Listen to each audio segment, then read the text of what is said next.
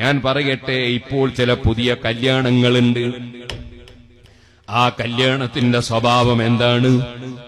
കല്യാണം കഴിക്കുന്ന പെൺകുട്ടിയെ കൊണ്ടുവന്ന് സ്റ്റേജിലിരുത്തുന്നു, എന്നിട്ട് വരുന്നവർക്കൊക്കെ കാണാൻ അവസരം കൊടുക്കുന്നു. സുബ്ഹാനല്ലാഹ്, വേണമെങ്കിൽ വീഡിയോയിൽ പിടിക്കുന്നു. എന്നിട്ട് ഈ യുവതിയായ പെൺകുട്ടിയെ പ്രദർശനത്തിന് വെക്കുന്നു. മുതലാളിമാര് പണ്ഡിതന്മാരെ കല്യാണത്തിന് ക്ഷണിക്കുന്നു. എന്തിനാ? ബറക്കത്തിനാണോ? തങ്ങന്മാരെ വിളിക്കുന്നത് ബറക്കത്തിനാണോ?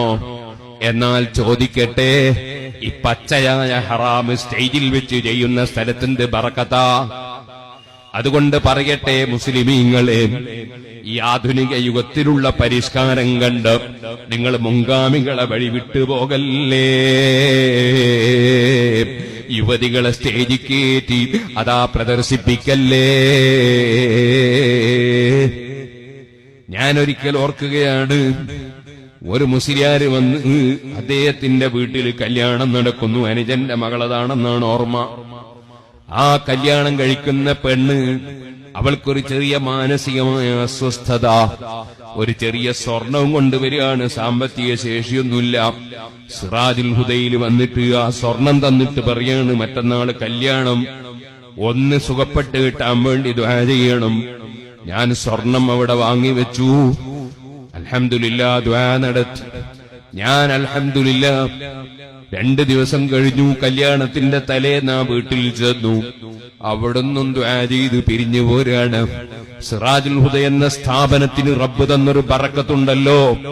ആ കുട്ടിയുടെ രോഗം അതോടെ ശമിച്ചുപോയി. ഞാൻ അവിടുന്ന് പോരാൻ നോക്കുമ്പോ ഒരാള് വന്നിട്ട് എന്നോട് പറയുന്നു, മിഞ്ഞാന്ന് ഉസ്താദ് ദുആ ചെയ്ത പെൺകുട്ടിയുണ്ടല്ലോ, വിവാഹം കഴിക്കുന്ന പെൺകുട്ടി, അവളെ ഒന്ന് കാണണ്ടേ. ഇന്നാ ലില്ലാഹി വ ഇന്നാ ഇലൈഹി റാജിഊൻ. ഞാൻ ചിന്തിച്ചു പോയി, ഇത്ര വിവരമില്ലാതെ ആയോ നമ്മളെ കേരളീയർ? ഈ വിവാഹം കഴിക്കുന്ന പെണ്ണിനെ, വിവാഹം കഴിക്കുന്ന വരന്റെ ബാപ്പാക്ക് പോലും നിക്കാഹിന് മുമ്പ് ഹറാമല്ലേ? വിവാഹം കഴിക്കുന്ന വരന്റെ ബാപ്പാക്ക് നോക്കല് ഹറാമല്ലേ? വിവാഹം കഴിഞ്ഞാൽ പിന്നെ വരന്റെ ബാപ്പാക്ക് നോക്കാം, നിക്കാഹ് കഴിഞ്ഞാൽ നോക്കാം, അതിനു മുമ്പ് നോക്കൽ ഹറാമല്ലേ? എങ്കിൽ പിന്നെ കല്യാണത്തിൽ വന്ന മുസ്ലിയാർക്കും തങ്ങൾക്കും എങ്ങനെ ഈ പെൺകുട്ടികളെ കാണിച്ചു കൊടുക്കല്? ഇന്നാലില്ല. കല്യാണ ദിവസം ബറക്കത്തിന് വേണ്ടി ക്ഷണിച്ചു കൊണ്ടുവന്നൊരു ചെറുപ്പക്കാരനായ തങ്ങള് വീട്ടിൽ വന്നു. കല്യാണ വീട്ടിൽ ഞാനും ഉണ്ട്. ദുആ തങ്ങളെ കൊണ്ട് നടത്താൻ പറഞ്ഞു. തങ്ങൾ ദുആ ചെയ്തു. ദുആ കഴിഞ്ഞു ഞാൻ ഇറങ്ങാൻ നോക്കുമ്പോ കുറച്ച് ചെറുപ്പക്കാരി തങ്ങളെയും കൂട്ടിയിട്ട് അങ്ങനെ തന്നെ അടുക്കളയിലേക്ക് പോവുകയാണ്. എന്തിന്? അവിടെയുള്ള പെണ്ണുങ്ങന്മാരെ കാണാനാണ്. ഇതെന്തൊരു ഖിയാമന്നാളാണ് അല്ലാ, ഇതെന്തൊരു ആഖിർ സമാനാണ് അല്ലാ. മുഹീദ്ദീൻ ശൈഖ് റളിയല്ലാഹു തആല അൻഹു തങ്ങൾ പറയാണ്, ഹാദാ ആഖിറുസ് സമാൻ, ഇത് വല്ലാത്ത ഖിയാമന്നാളാണ്.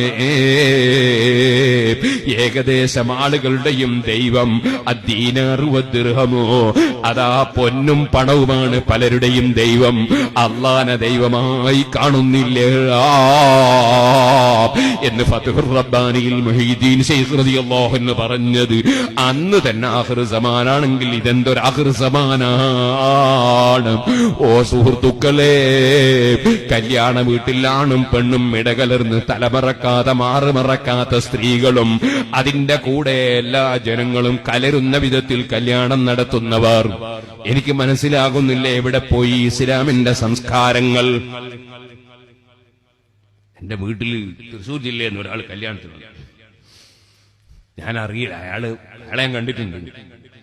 കുറച്ചു ദിവസം കഴിഞ്ഞിട്ട് പിന്നീട് അയാൾ എന്നോട് പറഞ്ഞു, എന്റെ ഭാര്യയും വന്നിരുന്നു കൂടെ. എന്നിട്ടോ ഭാര്യ ഞങ്ങളെ വീട്ടിൽ കയറാതെ തിരിച്ചു വന്നു.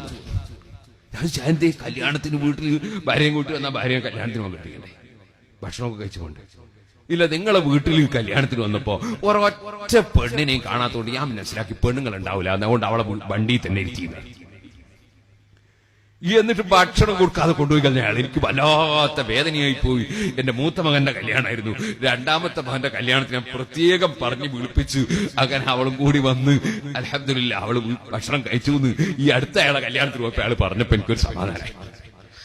ഞാൻ ഇത് പറഞ്ഞത് എന്തേ നമുക്ക് സ്ത്രീകൾക്ക് വേറെ തന്നെ ഒരു റൂട്ടും വേറെ തന്നെ ഒരു വകുപ്പും ഉണ്ടായിക്കൂടെ? ഈ ആണും പെണ്ണും കലർന്നിട്ട് എണ്ണ മുസ്ലിമുകളെ കല്യാണം നടക്കണം.